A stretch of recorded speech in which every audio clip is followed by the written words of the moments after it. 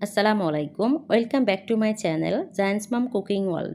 আজকে আমি আপনাদের সাথে শেয়ার করব গরুর মাংস দিয়ে পেঁপে রান্না। আমরা সচরাচর কিন্তু বেশিরভাগ আলু দিয়ে গরুর মাংস রান্না করি, তবে পেঁপে দিয়েও কিন্তু অনেক বেশি মজার হয় গরুর মাংসটা। চলেন কীভাবে রান্না করছি আপনাদের সাথে শেয়ার করি। এখন চুলাতে একটা পাত্র বসিয়ে এর মধ্যে দিয়ে দিচ্ছি পরিমাণ মতো সরিষার তেল। আজকে আমি গরুর মাংসটা সরিষার তেল দিয়ে রান্না করব। এখন আমি এর মধ্যে দিয়ে দিচ্ছি হাফ চা চামচ আস্ত জিরা, দিয়ে দিচ্ছি 3টা বড় সাইজের দারুচিনি, দিয়ে দিচ্ছি 4-5টার মতো সাদা এলাচ, দিয়ে দিচ্ছি 4-5টা লবঙ্গ, দিয়ে দিচ্ছি একটা কালো এলাচ। এরপর এখানে দিয়ে দিব 2টা তেজপাতা। এখন মশলাগুলো তেলের মধ্যে কিছু সময় ভেজে নিব, যতক্ষণ পর্যন্ত না মশলাগুলো থেকে সুন্দর একটা ফ্লেভার বের হয় ততক্ষণ পর্যন্ত। এখন আমি এখানে দিয়ে দিচ্ছি হাফ কাপ পেঁয়াজ কুচি। পেঁয়াজটা আমি খুব ভালোভাবে তেলের মধ্যে কিছু সময় ভেজে নিব, হালকা ব্রাউন করে ভেজে নিচ্ছি। এখন এখানে দিয়ে দিচ্ছি প্রায় 2 টেবিল চামচ আদা রসুন বাটা। এখন আমি তেলের মধ্যে আদা রসুন কিছু সময় একটু ভেজে নিচ্ছি। এই পর্যায়ে দিয়ে দিব কয়েকটা কাঁচামরিচ কুচি। এখন কিছু সময় তেলের মধ্যে ভেজে নিচ্ছি, ভাজা হয়ে গিয়েছে।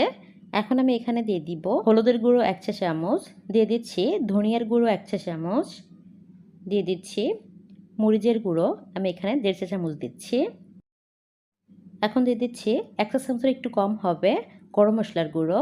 এরপর দিয়ে দিচ্ছি জিরার গুঁড়ো 1 চা চামচ। সবশেষে দিয়ে দিচ্ছি স্বাদ মতো লবণ। এখন খুব ভালোভাবে মশলাগুলো একটু মিশিয়ে নিব। যেহেতু এখানে আমার তেলটা কম দিয়েছি, সেই জন্য আমি এখানে কিছুটা পরিমাণ পানি অ্যাড করে দিচ্ছি, তাহলে মশলাগুলো পুড়ে যাবে না। আমি সবসময় তেলের পরিমাণটা একটু কম খাওয়ার চেষ্টা করি, যেহেতু আমাদের স্বাস্থ্যের জন্য তেল বেশি খাওয়া ভালো না। এখন ঢাকনাতে ঢেকে আমি কিছুক্ষণ কষিয়ে নিচ্ছি মশলাগুলো। কিছু সময় পরে আমি ঢাকনাটা উঠিয়ে নিয়েছি।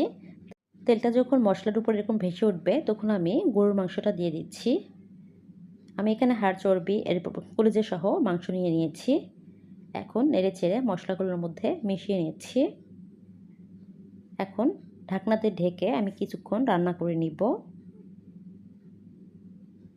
কিছুক্ষণ পর আমি ঢাকনাটা উঠিয়ে নিয়েছি।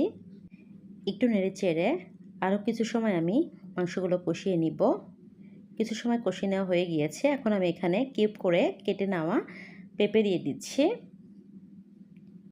মাংসের সাথে পেঁপেগুলো কিছু সময় আমি কষিয়ে নিব। কিছু সময় পর আমি এখানে গরম পানি অ্যাড করে দিচ্ছি। এই পানিতে পেঁপেগুলো মোটামুটি সিদ্ধ হয়ে যাবে। এরপর ঢাকনাতে ঢেকে আমি কিছু সময় কষিয়ে নিচ্ছি। কিছু সময় পর ঢাকনাটা উঠিয়ে নিয়েছি, পানিটাও শুকিয়ে গিয়েছে। এখন একটু নেড়ে চেড়ে এর মধ্যে আমি গরম পানি অ্যাড করব। এখন আমি পরিমাণ মতো গরম পানি দিয়ে দিচ্ছি। গরুর মাংস রান্না করার সময় অবশ্যই আপনারা গরম পানি অ্যাড করবেন। যে কোনো রান্নাতে গরম পানি অ্যাড করলে কিন্তু স্বাদটা অনেক গুণ বেড়ে যায়। এখন আমি এই পর্যায়ে কিছুটা পরিমাণ, আমাদের এলাকায় এটাকে ভাজনা বলে, পেঁয়াজ তেজপাতা তেলে ভেজে জিরা দিয়ে বেটে নিতে হয়। এটা দেওয়ার ফলে মাংস থেকে সুন্দর একটা ফ্লেভার বের হয়। এখন ঢাকনা দিয়ে ঢেকে আমি আর কিছু সময় রান্না করে নিচ্ছি। 15 থেকে 20 মিনিট পর ফিরে এসেছি। ঢাকনাটা উঠিয়ে নিয়েছি। আমার মাংসটা হয়ে গিয়েছে। এখন আমি নামিয়ে নিচ্ছি। একটা সার্ভিং ডিশে পরিমাণ মতো আমি নিয়ে নিচ্ছি। আজকে যেহেতু গরুর কলিজা দিয়েছি, সেই জন্য মনে হচ্ছে তরকারির কালারটা একটু কালচে হয়েছে, কিন্তু খেতে দারুণ হয়েছে। ভিডিওটি ভালো লাগলে প্লিজ লাইক, কমেন্ট, শেয়ার করবেন। আর যারা আমার চ্যানেলে নতুন তারা প্লিজ আমার চ্যানেলটা সাবস্ক্রাইব করবেন পরবর্তী কোনো রেসিপি দেখার জন্য। সবাই খুব ভালো থাকবেন। আসসালামু আলাইকুম।